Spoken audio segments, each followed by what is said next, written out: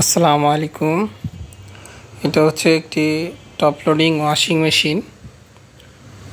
Top loading washing machine কীভাবে সহজে অল্প সময়ের ভিতরে আপনারা ফিটিং করতে পারবেন, যে কেউ আপনারা নিজেই ওয়াশিং মেশিন ফিটিং করে নিতে পারবেন। তো এইটা হচ্ছে ওয়াশিং মেশিন ইনলেট পাইপ, এবং এটাই হচ্ছে মূল কাজ ফিটিংয়ের। ফিটিংটা আসলে ওরকম কিছুই না, এটা যে কোনো লোকই করতে পারবে, খুবই সহজ। শুধুমাত্র এই ছোট্ট জিনিসটা দেখলে বা খেয়াল করলে আপনিও ওয়াশিং মেশিন ফিটিং করতে পারবেন। তো এটা হচ্ছে ওয়াশিং মেশিনে যেই জয়েন্টটা হবে, ওয়াশিং মেশিনের পাইপ বা কলের সাথে এটা লাগবে। তো প্রথমে তো এটা থ্রেড সিস্টেম, প্যাচটা খুলে আপনাদের দেখাচ্ছি। তো এটা পুরাটা খোলা যায়, তো পুরোটা না খুলেও পারবেন। প্রথমে তো এটা আমি খুলে আপনাদের দেখানোর জন্য এটা খোলা। তো এই হচ্ছে এটার পার্টগুলো। মাঝখানে একটা যে কালোটা দেখছেন এটা হচ্ছে রাবার, আর এইটা হচ্ছে স্টিলের, এই প্লাস্টিকের ওই প্লাস্টিকটা ফেলে দিবেন। আর এটা হচ্ছে স্টিলের, তো এইটা এই প্লাস্টিকটার সাথে যে বসবে। তো এটা বসবে প্রথমত ওই রাবারটা, ওই প্লাস্টিকের সাথে রাবারটা বসবে, তারপরে এটা বসবে। তো এটা আপনাদের দেখাচ্ছি কিভাবে আপনারা করবেন। প্রথমে এটা হালকা 2টা প্যাচ দিবেন, বেশি দেওয়া লাগবে না। তারপরে যেটা করবেন, এটার যে স্ক্রুগুলো আছে 4টা স্ক্রুই আপনার লুজ দিতে হবে। তো এইখানে 4টা স্ক্রু যখন আপনি লুজ দিবেন, একই ক্যাটাগরিতে লুজ দিতে হবে 4টাই। তো এইখানে 4টা স্ক্রু প্রথমত আপনারা লুজ দিয়ে নেবেন, আর ভিতরে রাবারটা অবশ্যই বসিয়ে নেবেন। রাবারটা আমি বসাই নাই, আপনাদের দেখানোর জন্য কিভাবে আপনারা এটা কাজটা করবেন। তো প্রথমে আমি এই 4টা স্ক্রুই আগে লুজ দিয়ে নিচ্ছি। তো এই 4টা স্ক্রু লুজ দেওয়ার পরে যেটা করবেন সেটা হচ্ছে এই রাবারটাকে বসিয়ে নেবেন। তো 4টা স্ক্রু আপনি এরকমভাবে করবেন যে কলে বসাবেন সেই কলের মাথা অনুযায়ী আপনি, যে যদি বেশি মোটা হয়ে যায় তো আপনি পুরোপুরি লুজ দিয়ে নেবেন। এই আমি রাবারটাকে বসিয়ে নিলাম, এখন এটা বসাবো। তো এটা বসিয়ে আপনি 2টা অথবা 3টা ঘূর্ণি দিয়ে প্যাচটা দিয়ে দিবেন। তো 2টা প্যাচ আমি দিয়ে দিলাম। তো 2টা প্যাচ অথবা 3টা প্যাচ দিয়ে নেবেন, বেশি টাইট দেওয়া যাবে না। আর স্ক্রুগুলো এভাবে করে হালকা হালকা, আপনার কলের যে মাথাটা যদি বেশি মোটা হয়ে যায়, যেরকম এই দেখা যাচ্ছে চিকন হলে আপনি স্ক্রুগুলো আরেকটু টাইট করে নিতে পারেন। তো আবার যদি আরেকটু বেশি মোটা হয় তো যেটা আছে এটা হবে। তারপরেও যদি বেশি মোটা হয় তো স্ক্রু আরও আপনার লুজ করে দিতে হবে। তো আমি মোটামুটি এই স্ক্রুগুলোকে যেটা দরকার ওই পরিমাণ আমি এটা লুজ করে নিয়েছি। তো এটা লুজ করে আর এই প্লাস্টিকের সাথে এই রাবারটা বসিয়ে নিয়েছি।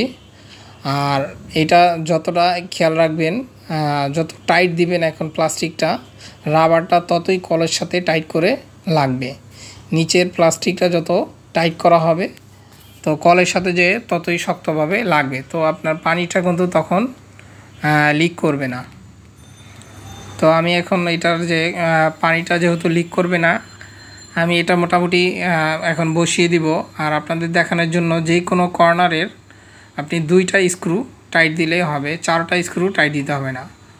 তো মোটামুটি যে কোনো কর্নারের দিকে 2টা স্ক্রু টাইট দিলেই হবে। আর নিচের প্লাস্টিকটা যতই আপনি টাইট দিবেন ততই কলের সাথে আঁকড়ে ধরবে। আর এটা জয়েন হবে ইনলেট পাইপটা এটার সাথে, কিভাবে এভাবে করে নিচের দিকে টান দিলে এটা বসে যায়। আবার খুলতে চাইলে আপনি নিচে চাপ দিয়ে টান দিলেই খুলে যাবে। তো এটাই হচ্ছে ওয়াশিং মেশিনের মূল ফিটিংটা। তো এটা যদি আপনি ঠিকভাবে খেয়াল করেন এইটুক জিনিস, তো আপনি ওয়াশিং মেশিন ফিটিং করে নিতে পারবেন, বেশি হলে 5 থেকে 10 মিনিটে। তো প্রথমে এটা আমি বসিয়ে নিয়েছি হাত দিয়ে, কলের সাথে হাত দিয়ে আমি আগে স্ক্রুগুলো 4টা স্ক্রু হাত দিয়ে আমি আগে টাইট করে নিয়েছি। জাস্ট আপনি কলের মাথা অনুযায়ী স্ক্রুগুলো মোটামুটি বসিয়ে এভাবে করে চাপ দিয়ে ধরবেন কলের সাথে। তো কলের সাথে আপনার ওই প্লাস্টিকটা চাপ দিয়ে ধরে আপনি হাত দিয়ে টাইট দিতে হবে স্ক্রুগুলো। তো আমি হালকাভাবে টাইট দিয়ে নিয়েছি, হাতের মাধ্যমে যতটুকু টাইট করা যায়। তো এখন আমি যেটা করব, এটা যে নিচের যে প্লাস্টিকটা আমি 2টা প্যাচ দিয়েছিলাম ওইটা এখন টাইট দিব। তো আগে কর্নারের আমি 2টা স্ক্রুকে টাইট দিয়ে নিচ্ছি স্টার দিয়ে। তো স্টার স্ক্রু ড্রাইভার দিয়ে আগে কর্নারে শুধুমাত্র 2টা স্ক্রু আমি টাইট দিব, কারণ দেওয়ালের সাইডে যে 2টা স্ক্রু এটাতে আপনি কিন্তু স্টার ভিতরে ঢুকিয়ে টাইট দিতে পারবেন না। ওই ক্ষেত্রে আপনার যে কোনো কর্নারে 2টা টাইট দিলে হয়ে যাবে। তো এখন আমি প্লাস্টিকটাকে টাইট দিচ্ছি। এখন এইটা যত আপনি টাইট দিবেন ততই রাবারটা কলের সাথে যেয়ে আঁকড়ে ধরবে, মানে চেপে যাবে। রাবারটা যে কলের সাথে চেপে যাবে এতটাই, যতটুকু টাইট আপনি হাতের মাধ্যমে দিতে পারেন। তো এটা যতটা টাইট হবে ততটাই আপনার কলের সাথে যে শক্ত করে লেগে যাবে। তো এটা লেগে গেলে আপনার কিন্তু তখন পানিটা কিন্তু আর লিক করবে না। তো আমি মোটামুটি এটা যতটুকু প্রয়োজন আমি হাতের মাধ্যমে টাইট দিয়ে দিয়েছি। এখন এই পাইপটা কিভাবে আপনারা খুলবেন বা লাগাবেন, তো এটা প্রয়োজন ক্ষেত্রে যেরকম সার্ভিসিংয়ের ক্ষেত্রে বা সার্ভিসের যে কোনো ক্ষেত্রে এটা খোলা লাগে। তো ওই ক্ষেত্রে কল অন অফ করে তারপরে খুলতে হয়। তো এইভাবে করে আপনি প্লাস্টিকটা চাপ দিলে লেগে যাবে। আবার যখন আপনি এটা খুলতে চাবেন তো নিচের প্লাস্টিকটা ধরে নিচের দিকে চাপ দিতে হবে। তো চাপ দিলেই নিচে টান দিলে এটা কিন্তু আবার খুলে যাবে। লাগানোর সময়ও সেম, আপনি নিচে প্লাস্টিকটা ধরে নিচের দিকে চাপ দিয়ে উপরে ঢাকা দিলে আপনার তখন কিন্তু লেগে যাবে। তো উপরে এভাবে করে খুলবেন বা লাগাবেন আপনার প্রয়োজন ক্ষেত্রে। তো নিচে একইভাবে খোলা এবং লাগানোটা সিস্টেমটা একটাই। তো আমি এটা প্লাস্টিকটা দেখানোর জন্য অনেক সময় এই জিনিসটা, ছোট্ট জিনিসটা কীভাবে খুলবেন লাগাবেন অনেকেই বুঝতে পারে না। তারপরে ইংলেটের যে পাইপটা আছে এটা ওয়াশিং মেশিনের সাথে আমি এখন জয়েন করে নিব। তো এইখানে কিন্তু থ্রেড টেপ বা কিছু দিতে হয় না, যেহেতু এখানে রাবার ব্যবহার করা হয়। তো দেখেন অলরেডি আমি এখানে কোনো থ্রেড টেপ বা কোনো কিছু ব্যবহার করিনি। আর যেটা ওয়াশিং মেশিন যে ফিল্টারটা এটা মাঝে মধ্যে একটু পরিষ্কার করে দিতে হয়, অন্তত 6 মাস অথবা 1 বছরের ভিতরে একবার। তো এটা আমি বসিয়ে এখন লাগিয়ে নিচ্ছি ইংলেট পাইপটা ওয়াশিং মেশিনের সাথে। এই হচ্ছে ওয়াশিং মেশিনের ফিটিংস এর মূল ফিটিংটা। এইটুকুই হচ্ছে ওয়াশিং মেশিন ফিটিং করা যায় এইটুক কাজ অন্তত বুঝে নিলে। তো এটা আপনিও যে কেউ আপনারা ফিটিং করে নিতে পারবেন।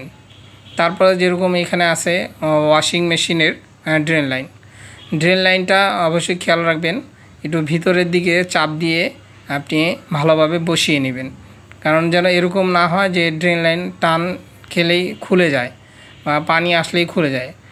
তো মোটামুটি যেন আপনার শক্ত করে ভিতরের দিকে চাপ দিয়ে বসিয়ে নিতে পারেন। তো এটাকে আমি এখন বসিয়ে দিচ্ছি ড্রেন লাইনটা, যে ড্রেন লাইনের পাইপটা।